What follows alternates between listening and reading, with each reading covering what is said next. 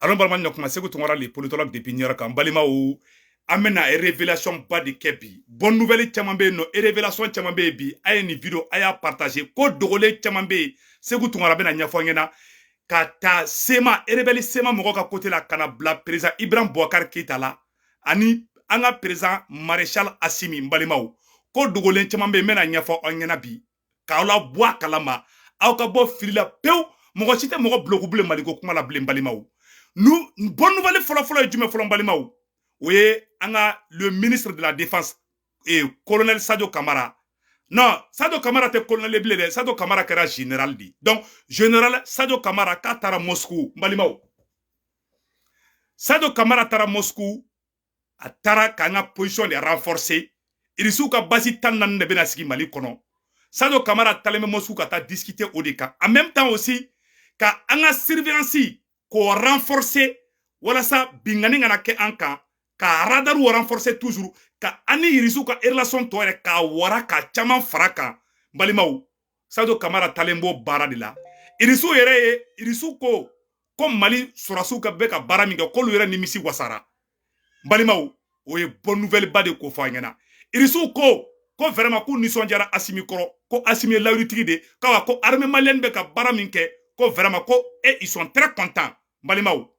aw bi se ka famia to jume Colonel Sadio Kamara a photo fleni abe irisuga dugula bi a photo fleni Sadio Kamara fleni bravo au général Sadio Kamara voilà général Sadio Kamara fleni de mbalimaw nyo de fana ngo Mali kura mun foranga be ka jo mbalimaw maintenant ça non a flé a oro la irisuga le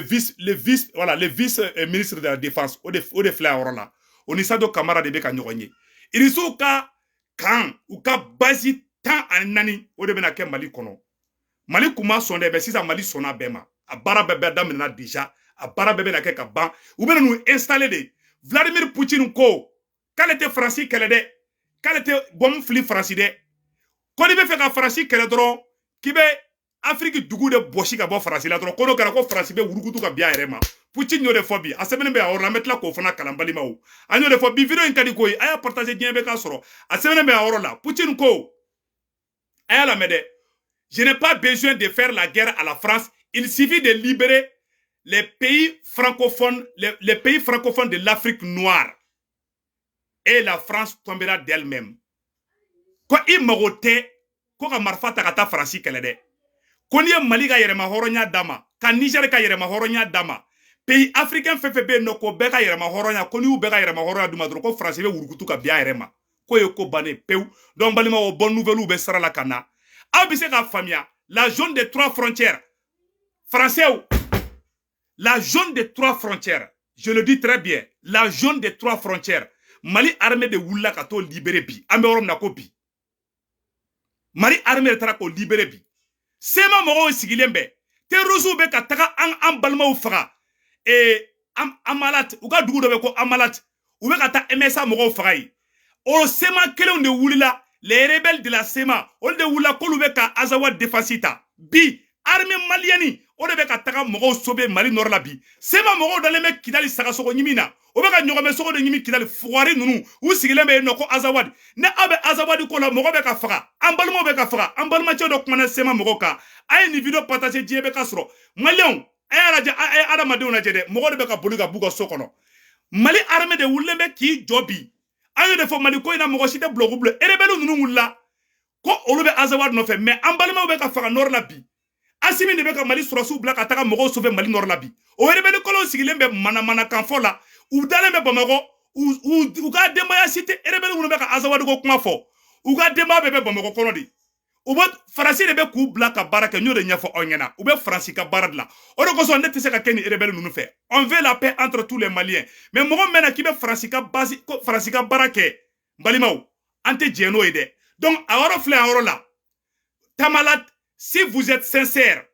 allez-y aider le MSA à se débarrasser de l'État islamique au Grand Sahara qui massacre des civils à Tamalat au lieu de venir me s'immerger dans les commentaires. Plusieurs dizaines de civils ont été massacrés ces 2 jours au vu et aussi des rebelles de la SEMA. Elle laisse faire sans venir en aide pour protéger les civils. C'est vous les SEMA qui avez dit ici que la création du CFP était pour sécuriser la population dans le nord du Mali, à l'absence de l'État. Alors que ceux qui sont massacrés sont quoi? Quelqu'un a-t-il une fois attendu que la SEMA s'est battue contre les terroristes? Non. Ambalma Tchèdolbe non, comme Moussa Nimaga, Ode Bora Kanifo, SEMA Mogoma. Ha, j'avais oublié, le parrain d'un terroriste ne pourra jamais combattre un terroriste. Quand SEMA Mogo te wuli dien kono, Ambalma Obeka Fara Nord là, ni terroriste nana kubeta Mogo Fara, SEMA Mogo te yede. SEMA Mogo te marfata ka ci terroriste la de, armée malienne de bebo, kataka katoko libéré. Ambalma CSP Mogo, voilà, voilà, MSA Mogo, mouvement sali de la base, MSA, on est un groupe armé d'Ode, on est Gamou, on est Mali gouvernement qui a soutenu. Mais si ça, rebelle SEMA Mogo Moungo Kolube Azawad no fait, ou voilà, quoi qu'on a ou balma, Touareg demain, quoi qu'on a terroriste ou genga bo et Tamalat, d'où ko Tamalat, SEMA Mogo Shima son atakade, SEMA Mogo yu bankou tetaka. Bon, si ça, est-ce que SEMA Mogo ganga kuma Mali noroko labli? La zone des 3 frontières, où Tarakata Mogo Faraka, Mogo Genga Bouga Doula, Assimi Dito Koulouba Kastroasou dépêché Kataka aux zones libérées. Si ça, Francisco Kale Tetagade, Francis Général de Franboraka Kumabi, Ko Lutefeko Kataka Mali Konode, Ko Lubeto Mali Noraladi, Ko Lubeto la zone des 3 frontières. Orokoso Nyafo Nyanango Mali Kelenga Halibia Madamene. Francis Tefe Katagade, Sado Kamara Somina Orela, Sado Kamara Tara Irisu Fe, Ko Irisu Ka Mogo Chaman Blakana Mali Kono, Francis Tefe Katagade. Francisco, Ko Lute zone de 3 frontières indabla. Francis Kalon Tege Djembeye, Ko Yen Tasumade, Ko Mogo Chitise Katagaye, Kataka Takuba Obe Bla Orola. Mais Mali armée Kelemula Kata terroristes genga bon la zone des 3 frontières là. Quand Mali zone des 3 frontières, quand Bela Djele libéré, quand population sécurisée, ou bien quand fait que sabotage de dons pour que ton anga tege anga armée là. Ou bien quand koko ou bien quand sabotage de que pour que anga armée ka blanyona. Balimao, ni be Francina djenyon djougou de ka baraye. Wala ça quand Mali era la gauche, quand Mali armée la gauche. Balimao. Mais ni ala sora masado kamara talem fle Moscou. Abena kibara kurawere ye Maliko la ama sigini munye ni ala sonama Malikura konnana abena kome ama sigini munye aba mena sekere do fana fo onyana bi mo munu meka kule kolwe ibeka mogo ye nubeka Francis defensita ala sago au sago yani ibeka kasa ayeni yoro partager c'est très important.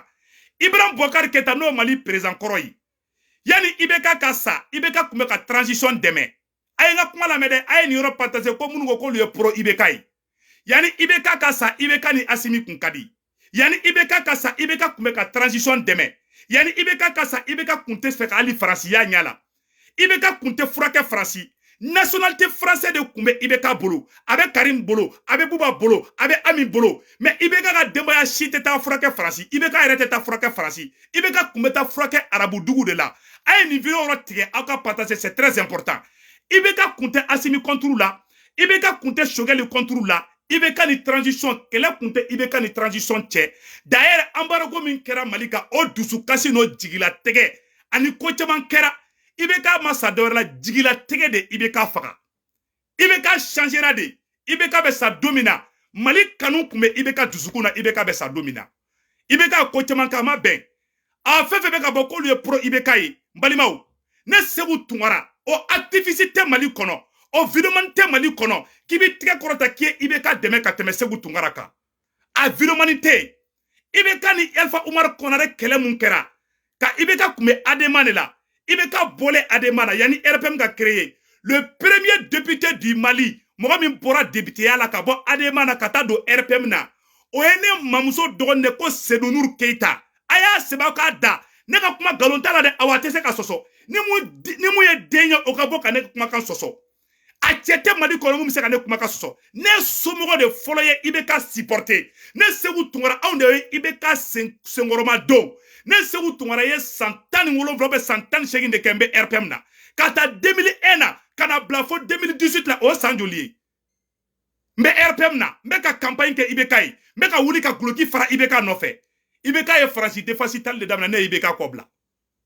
olu tura ibeka ko ubeka ibeka togo fo ubeka Francis defensita mais ibeka ni Francis kumandi awa oluma ke ibeka fe ka teme segu tungaraka le premier député du Mali Mbora Ademana kata do RPM na c'est Nourou Keita avec Mali cour constitutionnel ali bi avec baraka cour constitutionnel là c'est Nourou Keita ale ne kuye kati commandant fana yi awa ne somogo de du kati kelengele ay kati kaw yininga aye katika unyininga kati komanda de kundo ko Senuru Keita mbalimaw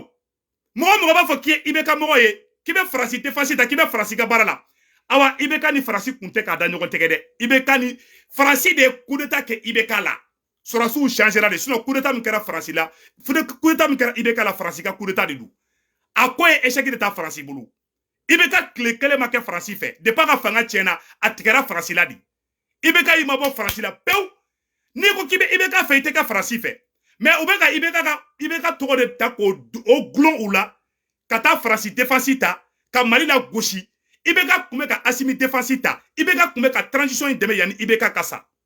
on debe bo bi kolube ibeka mogoye mais kolu ko vive la France ou bien kolube France fe kolu ibeka mogoye mais ibeka tunte France fe o ibeka ko ka tigera France la ibeka kume ka asimi deme ni segane se utungara ye bi billahi ala asimi be yafa ali Karim Keita ma ka do Mali kono chawraba kuye asimi kanu asato aka do ma kay to asimi ko ibeka ka do be asimi ali shini mais ago kaye ibeka mo me ka ta asimi fe ate ibeka mo de azanda wara de ba bolo koyi azanda wara de ba bolo ibeka kumbe transition fe yana kasa d'ailleurs uye sanction mo ke Mali ga o jigila tigere boya ibeka ma awa ate ibeka doni ne ibeka do awnya koyi debi ibeka be ademana ne be ibeka no fe ibeka bora ademana ne bora ademana ne somogo be bora ademana ne somogo de folo ibeka kanu abe se ga ibeka don ne de ba jobi kaye pro ibeka we ate pro ibeka ye de ate pro ibeka ye ibeka tlegele te franci fe ibeka bole fanga la franci de ibeka ga fanga chinge ibeka go kate franci fe nationalité français de ba bulu munamat ibeka ma so gata frage franci na tara france u ba faga na tara franci u ba faga nete no de fode ne ibeka desera awa mena segere do fana fo onyana bi ka ibeka to fanga la mena segere do fana ka bo aklima ka ibeka to fanga la ibeka kume fe ka fanga bla ibeka kunte fe ka deuxième mandat ke uye ibeka diagoya de ka nege ka kashi ka deli ibeka sorla ka deuxième mandat ka candidature du ibeka kunte fe ka deuxième mandat do ne u koko ibeka ma deuxième mandat candidature do ko lube malu ibeka sorla ka candidature do ola candidature temele ayirala ka fo ibeka ka bana choga do fana ntera do lu ye sekere koli ntera do fenna mo fen be temene ko fe ka bala ka fo anyana ka fo ibeka be sa domina ibeka kumbe asimi fe ibeka ka do kumbe transition ye ibeka kumbe ka transition deme kononan jeya fanana problème foy kunte ibeka ni asimi che ni ko kie ibeka mogo ye ikanga tugu asimi ko parce que ibeka sato do do asimi ye ibeka sato do transition ye problème kele o kunte ibeka ni asimi che ala sago au sago ni te asimi fe ite asimi fe me ibeka to bo inenka parce que ibeka te mogo konnan juguye ibeka ay Mali mara ay Mali jafa en sonoma ay erreur ke Mali ko en sonoma mais ibeka be sa domina ibeka ku nimisara ko chamana ango chien fana fo nyogona nete ka ibeka défense ta de parce que ni kuma toro ba nu ma fata fo ko ibeka ka mogo do war dima parce que Mali ko ina ni kuma toro be galon te ka ndoroila nete ne ibeka blade parce que mogo be France défense ta net to go tiki ko ne ga ibeka blako awa ne ibeka blane ni ibeka kunte kelela a desera de ne ko a desera de karsa desera aninti fa o te kelenyo ne ko ibeka desera anete ibeka fa o te kelenye ali sinne somogo do be ibeka fe ali sini ibeka be sa do na ne somogo do ba fe ne de konte ibeka kola mais korote mba contrôla mais aw munu be ka France défense tabi aw munu be ka asimila gauche bi aya bla aw kuna ka fo asimini ibeka problème kelen kuntun ñogonte ibeka be sa dobina ibeka denga yere ya fo ka fako ka do be asimiye abe mu were no febli ni pani koti ma paite na pango flake ade be kuleni ibeka toye mais abe fransika barad la ji jukoro abe fransika barad la ji jukoro ate ibeka ko la de ni ibeka ko don wallahi anto fena donc bora ko explication ni dawma ibeka ko la bela jelenga famia ka fo nete ka ibeka defensita nete ibeka ka avocat défenseur ye mais ou te ibeka donga temene kan ne ay campagne ke ibeka 2001 2002 élection mu kɛra 2002 anw ye campagne présidentielle ke ibeka yi an y'o bɛɛ an ye ibeka kanu ka campagne ka 2002 ka 2007 an y'o bɛɛ kɛ ka tɛmɛ an kun bɛ wari minɛ ka campagne kɛ carré kɔnɔnaw bɛɛ la ibeka yi u